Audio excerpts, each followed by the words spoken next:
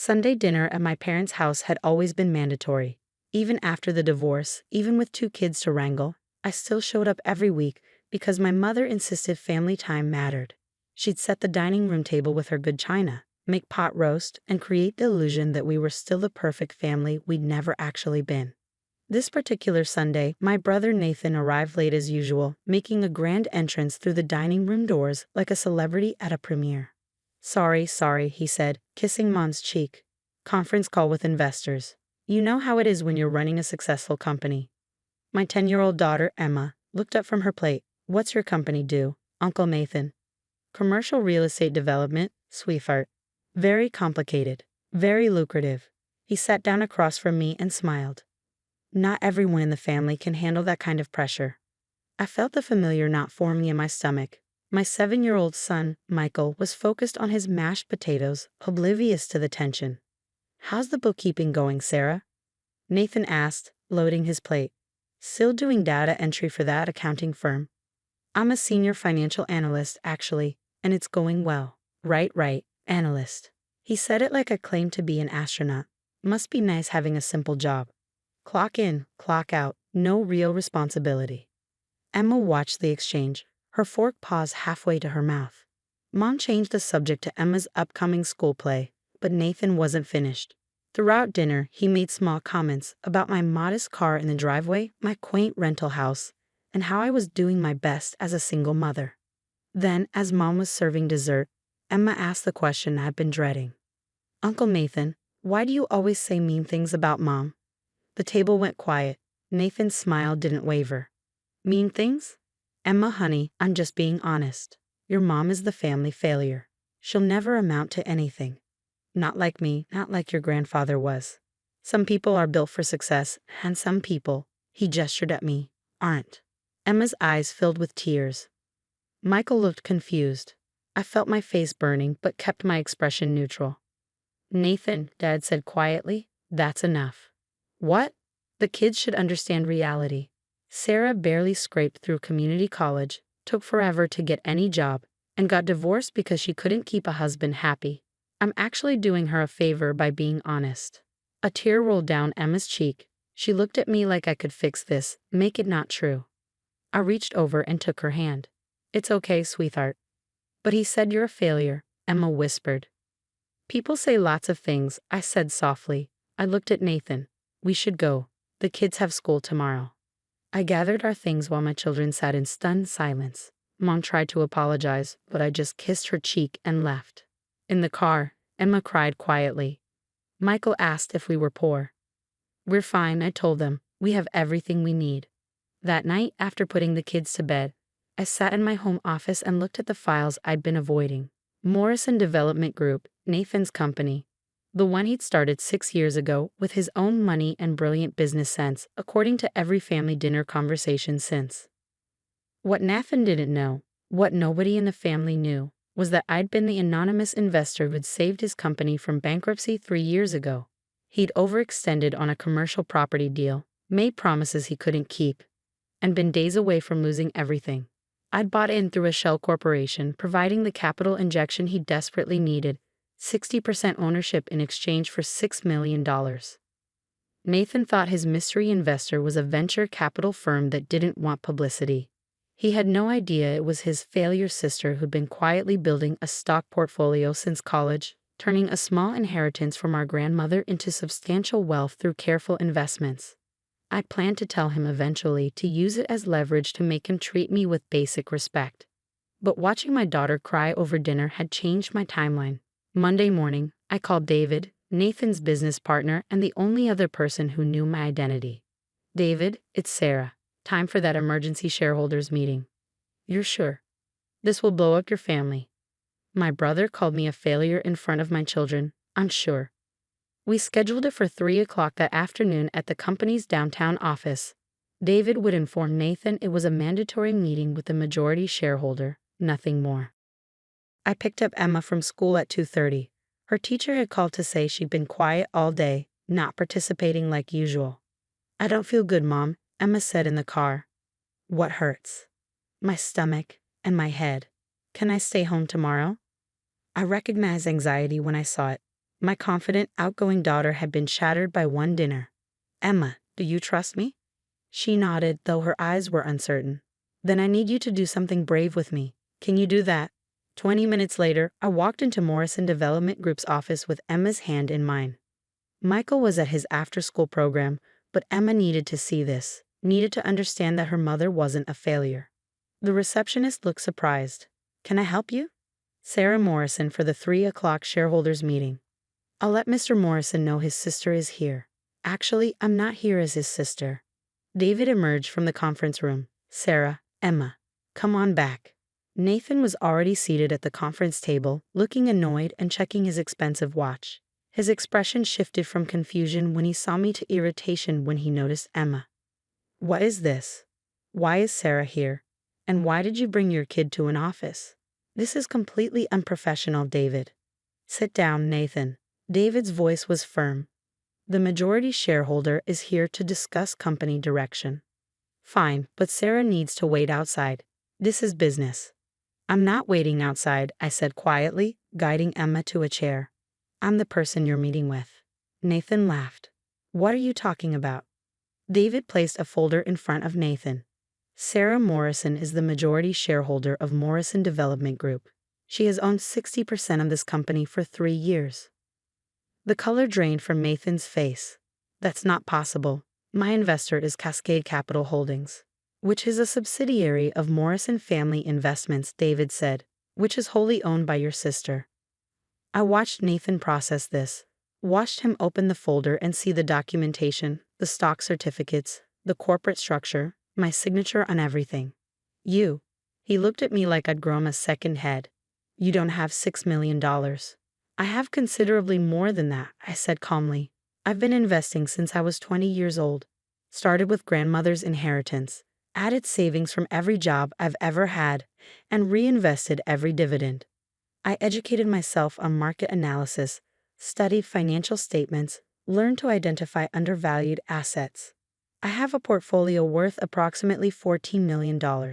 Emma squeezed my hand. She didn't understand all the numbers, but she understood that something important was happening. This is a joke, Nathan said. Some kind of revenge for yesterday. Yesterday just moved up my timeline. I've been meaning to have this conversation for a while. I pulled out my own folder. David, can you summarize the company's current financial position? David opened his laptop. We're profitable but overextended again. Nathan has committed to 3 new development projects without securing adequate financing.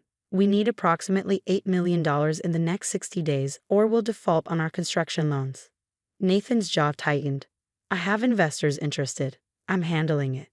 You have verbal commitments, David corrected. Nothing in writing. Nothing binding. I looked at my brother. Here's what's going to happen. I'm providing the $8 million. In exchange, I'm taking an active role in company operations. Absolutely not. This is my company. This is my company. I own 60%. You own 25%. David owns 15%. I've been a silent partner because I wanted you to succeed on your own merits. But you've made it clear you can't be trusted with unchecked authority. You can't do this. I can, and I am. David will become CEO. You'll stay on as Director of Development, but all projects over $2 million require my approval. Nathan stood up. I'll fight this. I'll sue. I'll tell everyone you stole my company. With what money? Your mortgage to the hilt personally. Your house, your cars, everything is leveraged. I kept my voice even, and I didn't steal anything. I saved your company when you were about to lose it. You've been operating on my money for 3 years. Why? His voice cracked slightly. Why would you do this? Because you're my brother. Because despite everything, I wanted you to succeed. I just didn't want you to know it came from the family failure. Emma had been watching silently.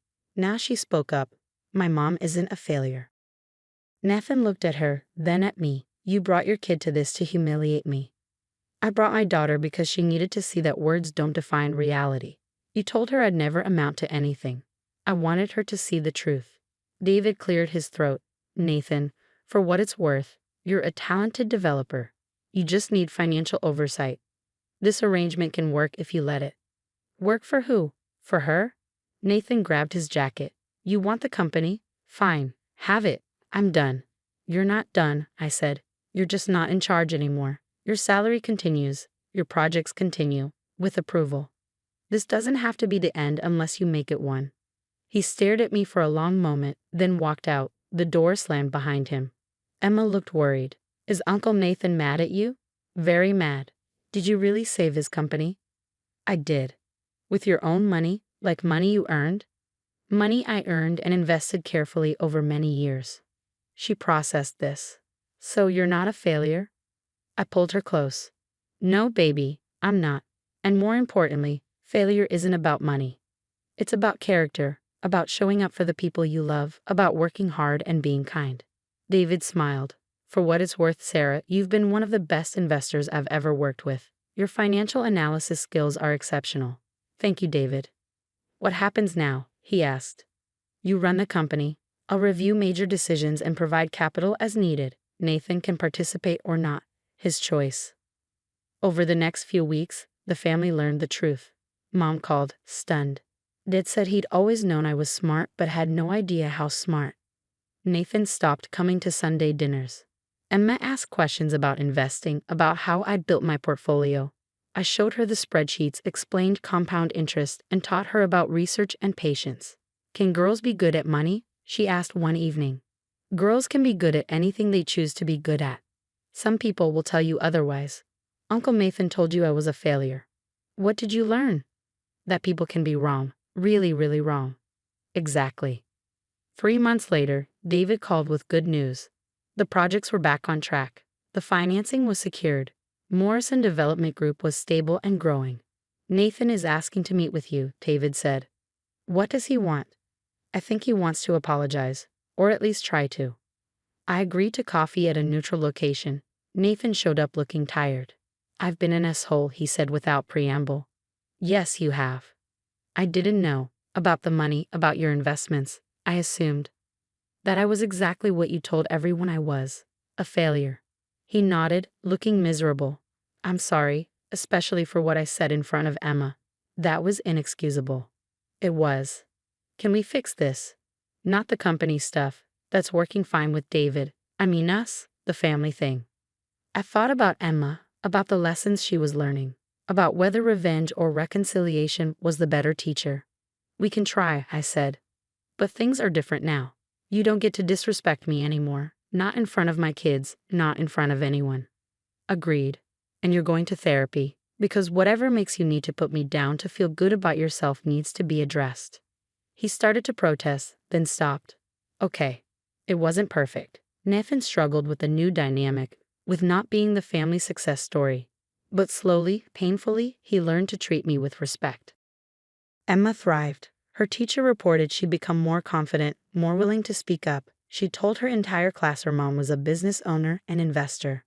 One Sunday, 6 months after everything changed, Nathan came to dinner and brought a gift for Emma, a book about women in business.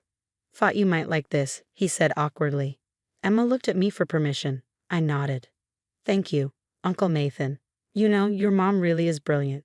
I should have said that a long time ago. After dinner, Emma pulled me aside. Is Uncle Nathan nice now? He's trying to be better. That's what matters.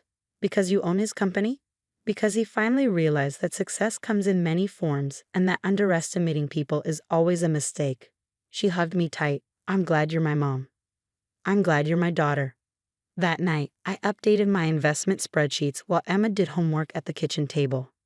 Michael was building with blocks. My modest rental house felt like a palace. Nathan's company was thriving under better management.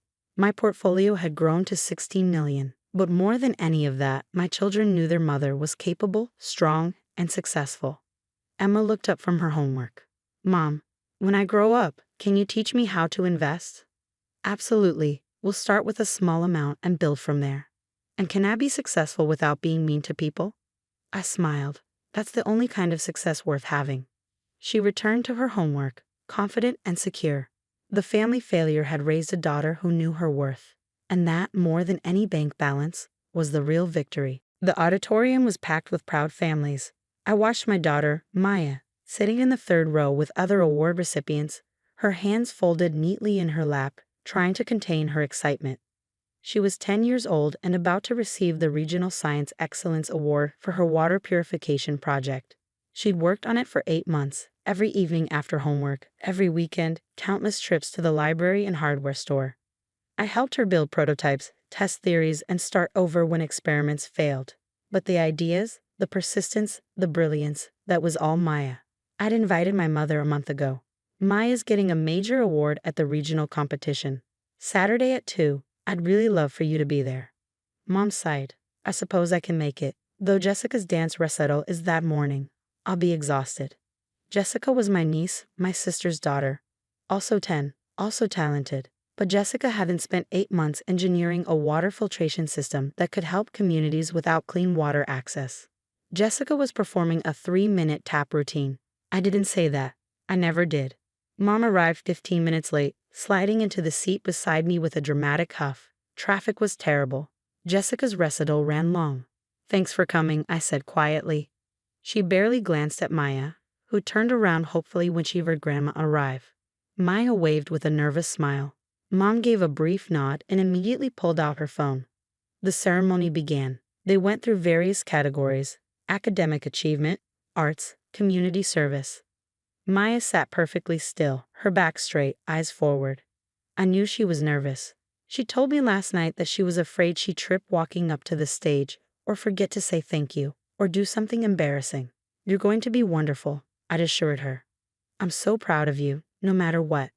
Do you think Grandma will be proud too? I'd hesitated. Of course, sweetheart.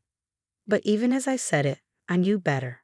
I'd spent 38 years watching my mother dole out conditional approval, watching her compare me to my sister and find me lacking. Now she was doing it to the next generation. Finally, they announced the Science Excellence category. This year's Regional Science Excellence Award goes to Maya Torres for her innovative approach to accessible water purification. Maya stood up, smoothing her dress nervously. She walked to the stage with careful, measured steps. No stumbling, no hesitation. Confident and poised. When she accepted the plaque, she said clearly into the microphone, "Thank you. I want to dedicate this to my mom, who helped me believe I could solve big problems." My throat tightened with pride. The audience applauded warmly. Maya walked back toward us, holding her award carefully, her face absolutely glowing with pride and accomplishment. That's when my mother said it. Not quietly, not under her breath. In a voice loud enough that the families sitting around us could clearly hear. Jessica should have won this. Her science project was much more creative. Maya had just reached our row. She froze mid-step, the plaque still clutched in her hands. Her smile didn't just fade, it shattered. I watched it happen in real time, watched confidence crumble into confusion, then hurt. She looked at me with eyes that asked a question no child should ever have to ask. Mommy, am I not good enough? Something inside me snapped. Not broke. It had been broken for years. But snapped, like a chain finally giving way under years of accumulated weight. I pulled Maya into a fierce hug, holding her tight against me. You're perfect, I said clearly, loudly enough that Mom would hear every single word. You're brilliant and hardworking and talented. And Grandma just forgot who pays her bills. Mom's head jerked up from her phone. Excuse me. I didn't respond. I just held my daughter, feeling her shake slightly as she tried not to cry in front of everyone. The ceremony ended 20 minutes later. I took Maya out for ice cream, just us. I told Mom to find her own way home. At the ice cream shop, Maya poked at her sundae without much enthusiasm. Did you mean what you said about paying Grandma's bills? Yes, I did. Why do you pay them if she's so mean? That's a very good question. I took a breath. And I think I just figured out the answer. I shouldn't. When we got home that evening, I opened my laptop. I pulled up 8 years of bank statements, 8 years of automatic transfers to my mother. The electricity bill, $180 a month. Every month since she called crying about how she couldn't afford it on her fixed income. The water bill, $95 a month. The gas bill for heating, $220 a month in winter, $80 in summer. Her car insurance, $165 a month. Per cell phone, $85 a month. Groceries. I'd started sending her $400 a month 3 years ago when she said she was choosing between food and medicine. The mortgage payment, when Dad died 6 years ago, she couldn't afford the house on his pension. I'd taken over $1,850 a month every single month for 6 years. I added it up carefully, double-checking my math. Over 8 years, I'd given my mother approximately $312,000. Maya was in her room. I made the calls. Electric company, canceled automatic payment, change effective in 3 days. Gas company, canceled. Water company, canceled. Car insurance, canceled. Mortgage company, I've been making payments on behalf of the account holder. I need to stop. Understood. The account holder will be notified. I felt nothing. No guilt. Just cold certainty. Mom called that night. I didn't answer. She texted about inappropriate behavior. I replied. What was inappropriate was telling a 10-year-old her achievement doesn't matter.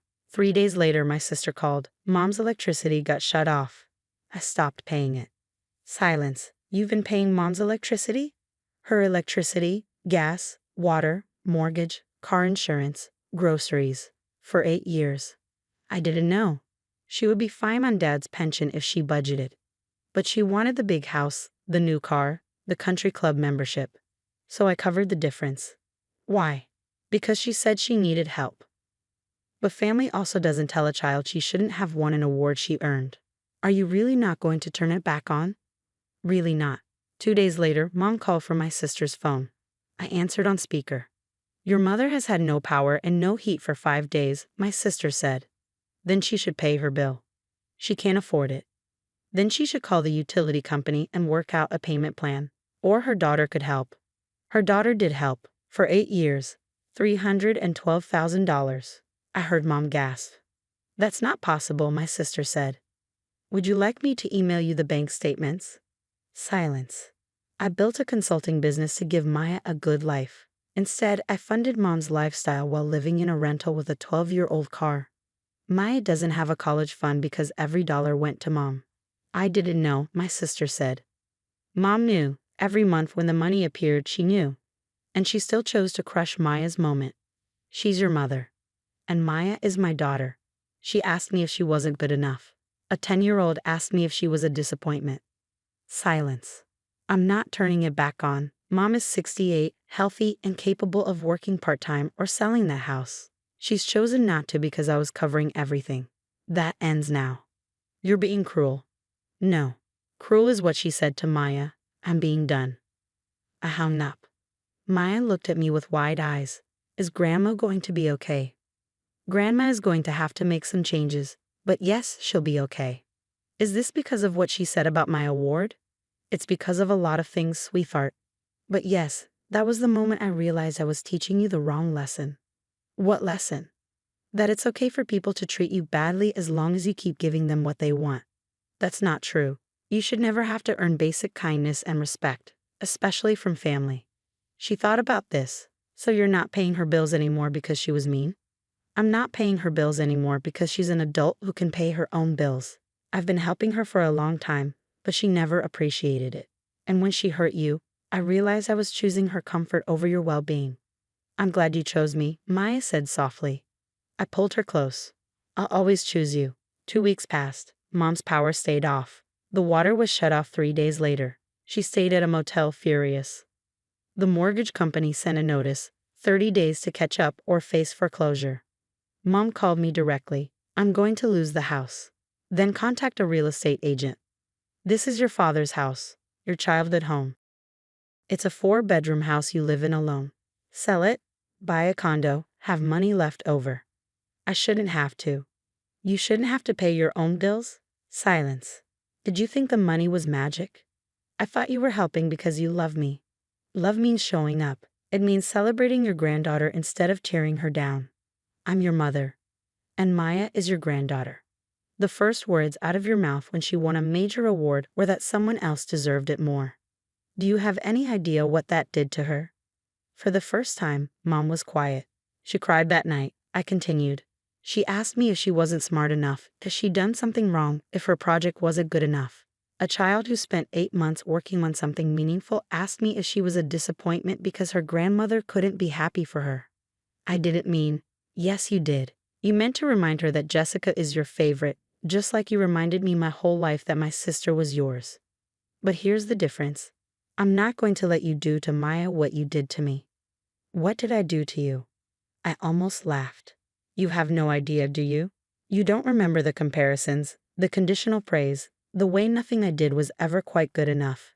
I built a business from nothing.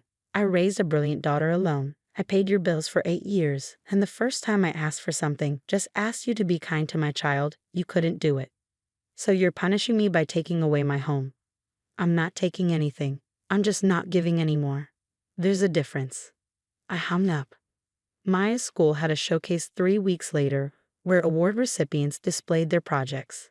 Maya set up her water purification system, explained the science to curious parents and students, and beamed with pride. Mom didn't come.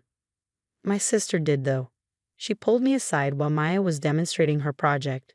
I talked to Mom. She's selling the house. Good. She found a condo. It's smaller, but she can afford it on her pension if she budgets. That's what she should have done years ago. My sister looked at me. I'm sorry I didn't know. About the money. About everything. It's not your fault. I could have helped, should have helped. Maybe. But Mom never asked you because she knew you'd say no. She asked me because I had a harder time setting boundaries. Had? I smiled. Had. 6 months later, Mom showed up at our door. No warning, just appeared on a Saturday morning. Maya answered, looking uncertain. Can I come in? Mom asked. I nodded. She sat on our couch, looking smaller somehow, older. She didn't touch her phone once. I'm sorry, she said finally. For what I said at your ceremony, Maya. You earned that award. Your project was incredible. Maya looked at me. I nodded slightly. Thank you, Maya said quietly. Mom turned to me, and I'm sorry I took advantage of you. The condo is nice, smaller but nice. I got a part-time job at the library. It's enough to cover my bills. I'm glad you're managing, I said, and I meant it. I understand if you don't want to see me. I do not want to see you, but things are different now. Maya comes first. Always, if you can't celebrate her successes without comparison or criticism, then you can't be part of those moments. Mom nodded. I understand. I'd like to try to do better. We'll see. It wasn't forgiveness, not yet, but it was a start. Maya won another award at the state science fair 6 months later. Mom came to the ceremony. When they announced Maya's name, Mom stood up and applauded, tears in her eyes. Afterward, she hugged Maya and said, I'm so proud of you. Just that. No comparisons, no qualifiers. Maya hugged her back. That night, I updated my budget spreadsheet. The column where I'd tracked Mom's expenses was now labeled Maya's college fund. 8 months of saving what I used to send to Mom, and it already had $16,000. I looked at the projection. By the time Maya graduated high school, she'd have over $150,000 for college. She could go anywhere, study anything, without drowning in debt. All because I'd finally remembered that being a good daughter didn't mean sacrificing being a good mother. Maya came into my office, ready for bed. Can I see my award again? I pulled it off the shelf and handed it to her. She held it carefully, smiling at the engraved plate with her name. I'm good enough, right? She asked. You're more than good enough. You're exceptional. That's what Grandma said today. I heard. Do you think she means it? I think she's learning to mean it. Maya handed back the award. I placed it on the shelf, prominent, where she could see it every day. Mom? Yeah, baby? Thank you for standing up for me. I pulled her close. Always, every single time. Later, after she was asleep, I sat at my kitchen table with a cup of tea. My phone buzzed. A text from Mom. Thank you for giving me a chance to do better. I know I don't deserve it. I stared at the message for a long moment. Then I replied, we all deserve chances to grow. But actions matter more than words. I know, I'm trying. That's all I ask. I set down my phone and looked around my small rental house. It wasn't big or fancy, but it was ours. And for the first time in 8 years, every dollar I earned stayed with us, building our future, securing Maya's dreams. My electricity was on. My daughter was thriving, and I finally learned that sometimes the best thing you can do for the people you love is stop enabling the ones who hurt them. The award still sat on the shelf, gleaming in the lamplight. Maya had earned it, and I'd earned the right to protect it, and her, from anyone who tried to diminish it. The thermometer read 104.2 degrees. My 7-year-old son Marcus lay curled on the couch, his small body shaking despite the 3 blankets I'd wrapped around him. His lips were pale, and every few minutes a violent cough racked his chest. "Mom," I called from the living room, my voice steady despite the panic clawing at my throat. "I need you to drive us to urgent care. Marcus's fever won't break, and he's having trouble breathing." She didn't even look up from the television. The blue light flickered across her face as some reality show blared through the speakers. "I'm watching my shows," she said flatly, waving her hand dismissively. "It's just a fever. Give him Tylenol." "I already did. 2 hours ago. It's not working. Mom, please. He needs to see a doctor." "Then call an Uber or something. I'm not missing this episode. Do you know how long I've been waiting for this?" I stood there, holding my feverish child, staring at the woman who raised me, the woman who had lived in my house, rent-free, for the past 3 years, the woman whose car insurance, phone bill, credit card payments, and medical expenses I'd been quietly covering since she temporarily moved in after her divorce. Marcus whimpered against my shoulder. His skin burned through my shirt. "Understood," I said quietly. I pulled out my phone with my free hand and ordered a rideshare. Then I carried Marcus to the front door and waited outside in the cool evening air until our ride arrived. At urgent care, they immediately took Marcus back. The nurse checked his oxygen levels, 92%, lower than it should be. They did a chest x-ray while I held his trembling hand.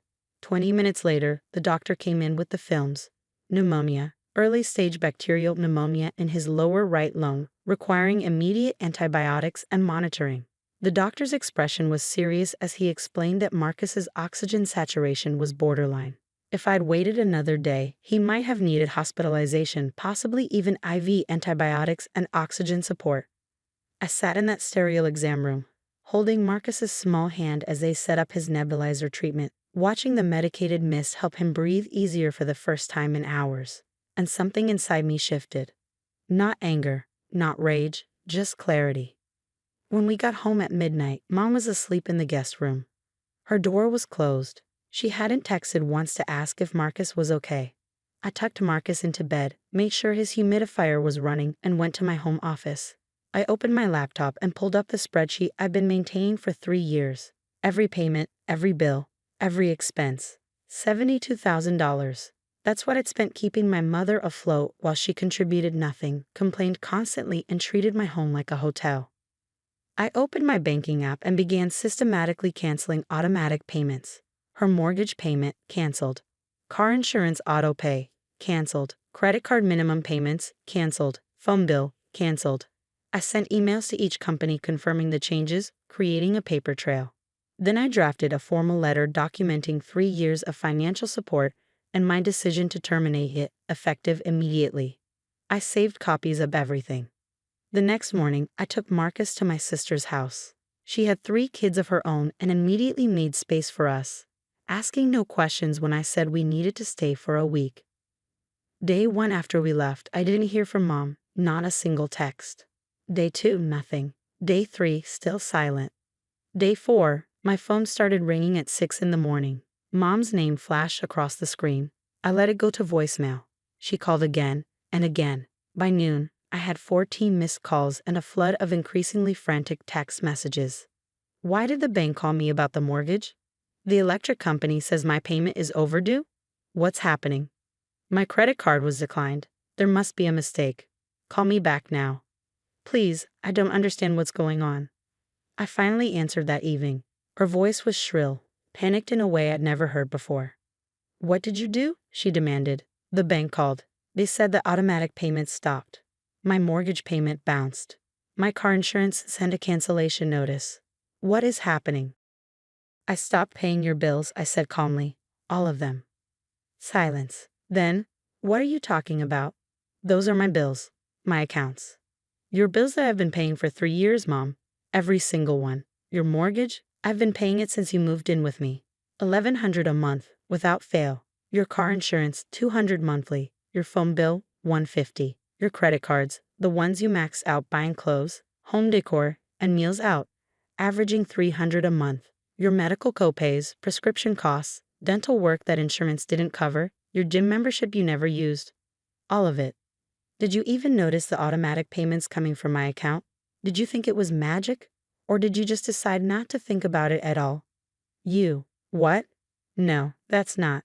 I thought you were just helping out temporarily. Temporarily turned into 3 years. $1,100 a month for your mortgage. $200 for your car insurance. $300 on your credit cards. $150 for your phone, plus your medical expenses, which ran about $400 a month. I have the spreadsheets, Mom. I've been covering roughly $2,000 of your expenses every single month for 36 months. I could hear her breathing, fast and shallow. Why would you stop now? You can't just. Do you remember Marcus, your grandson? The one who had a 104-degree fever 4 days ago. Her voice got smaller. He had a fever. Kids get fevers. He had pneumonia, Mom. He needed emergency care. And you told me you couldn't drive him because you were watching your shows. Your television programs were more important than your grandson's breathing. I didn't know it was that serious. You didn't ask. You didn't care. You just wanted me to go away so you could watch TV. So I did. I went away, and I took my financial support with me. You can't do this. I'll lose my house. My car insurance is already canceled. I have a dentist appointment next week that I can't pay for. You're trying to ruin me. I'm not trying to ruin you. I'm just no longer subsidizing your life while you treat my son like an inconvenience. You have a choice, Mom. You always did. You could have taken 15 minutes to drive us to urgent care. Instead, you chose a reality TV show. Now you get to live with that choice. This is insane. I'm your mother. And Marcus is your grandson, the one you couldn't be bothered to help when he was sick. The next day, her mortgage company called her. I knew because she immediately called me, sobbing. The late payment had triggered a notice. She had 30 days to catch up or face foreclosure proceedings. Her car insurance company sent confirmation that her policy had lapsed due to non-payment. Driving without insurance in our state carried heavy fines and potential license suspension. Her credit card company called about the overdue balance, the one she racked up buying things for herself while living in my house, eating my food, and using my utilities. On day 6, my aunt called me. Your mother is beside herself. She says you abandoned her financially. She says you're being cruel. Did she tell you what happened? I asked. She said you got mad about some argument over a doctor's appointment. She refused to drive my son to urgent care when he had a 104-degree fever because she didn't want to miss her TV show. He had pneumonia. The doctor said another day without treatment and he would have needed hospitalization. She hasn't asked once if he's okay. My aunt went quiet. Then, I've been paying her mortgage, insurance, phone, credit cards, and medical bills for 3 years while she lived in my house rent-free. I'm done. She made her choice. I need to go, my aunt said softly. On day 7, Mom showed up at my sister's house. She looked terrible, hair unwashed, clothes rumpled, eyes red from crying. But she didn't ask to see Marcus. She didn't ask how he was feeling. She asked me to stop this nonsense and restore her payments. No, I said simply. I'll lose everything. Then I suggest you get a job. You're 56 years old, Mom. You're healthy. You're capable. You've just been living off me instead of supporting yourself. A job? I haven't worked in 30 years. That's not my problem anymore. You had 3 years of free housing, free food, and all your bills paid. You saved nothing. You planned nothing. You just took and assumed it would last forever. It won't. I can't believe you're doing this over one little mistake. It wasn't a mistake. It was a choice. You chose your entertainment over my child's health, and that choice showed me exactly where your priorities are. I'm just no longer funding those priorities. She tried to push past me to get inside. My sister blocked the door. You need to leave, my sister said firmly. You're not welcome here. This is my family. No, I said quietly. Marcus is your family, the grandson you ignored while he struggled to breathe. Me? I'm just the ATM you took for granted, and I'm closed now. On day 10, the eviction attorney's office sent her the first official notice. Her mortgage was 30 days past due, and foreclosure proceedings would begin if she didn't pay the full amount plus late fees within 60 days. She called me crying, begging, promising she'd change. You can change, I told her. You can get a job, make your own money, and pay your own bills like an adult. That's always been an option. Where am I supposed to get $4,000 to catch up on the mortgage and insurance? Not from me. Day 14, I got a call from her pastor. He wanted to mediate. He suggested I was being unchristian and should forgive my mother. Did she tell you she refused to drive my sick child to the doctor? I asked. She mentioned there was a disagreement about transportation. My 7-year-old had pneumonia and a 104-degree fever. She said no because she was watching television. Has she asked you to help her find a job, or just to convince me to give her money? He hesitated. She's struggling financially. Then perhaps the church can help her create a resume and practice interview skills, because I won't be giving her another dollar. Day 16, Mom sent me a long email. It started with accusations and blame, claiming I was vindictive and cruel. It ended with desperate pleading, promising she'd be a better grandmother if I just helped her one more time. I didn't respond. Day 20, my brother called. He lived across the country and usually stayed out of family drama. Mom called me crying. She says she's going to be homeless. Is that true? Possibly. If she doesn't pay her mortgage, yes, she'll lose her house. Can't you help her? I helped her for 3 years. I paid roughly $72,000 of her expenses while she contributed nothing and couldn't even drive my sick son to the doctor. I'm done helping. That seems harsh. Does it? How much money have you sent her this year? Silence. Exactly, I said. It's easy to judge me for stopping when you never started. She has 2 other children. If you think she needs help, you're welcome to provide it. He didn't call back. Day 25, Mom got a job. Retail, part-time, minimum wage. It wouldn't cover her mortgage, but it was something. She called to tell me, her voice resentful rather than proud. Happy now, she spat. I'm working at a clothing store at my age. I'm happy you're taking responsibility for yourself, yes. This is all your fault. No, Mom. This is your consequence. You had a free ride for 3 years. You saved nothing. You planned nothing. And when my son needed help, you chose a TV show. These are the results of your choices, not mine. Day 30, Marcus was fully recovered. His color was back, his energy restored, his lungs clear. We moved back into our house after I changed the locks. Mom's belongings were packed in boxes in the garage. I texted her that she had 1 week to collect them or I'd donate everything to charity. She came on day 32 with my aunt's truck.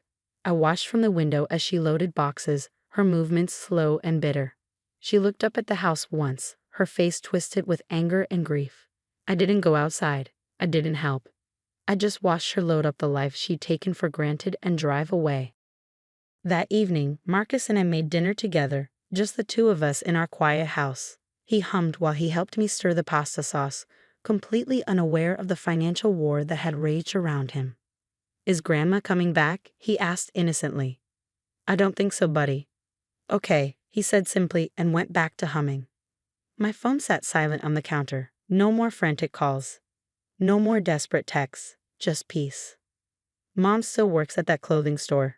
She found a roommate to help with her mortgage until she could sell the house and downsize. She never apologized for refusing to help Marcus. She never acknowledged that her choices led to her consequences. But every time my phone rings now, I don't feel that spike of anxiety wondering what crisis she's created that I'll be expected to solve. I don't calculate her bills in my head anymore. I don't carry the weight of her financial survival on my shoulders. I just live my life, pay my bills, take care of my son. And when Marcus has a fever, I drop everything and take him to the doctor immediately, because that's what you do when you love someone more than your own convenience. Mom taught me that lesson, though not in the way she intended. Some people think I'm cruel, that I should have forgiven her, given her another chance, continued to support her despite everything. But I learned something important in that urgent care waiting room while my son struggled to breathe. Enabling someone's selfishness isn't love. It's just another form of neglect. I chose to stop neglecting myself and my son. Mom chose her television show. We both have to live with those choices now.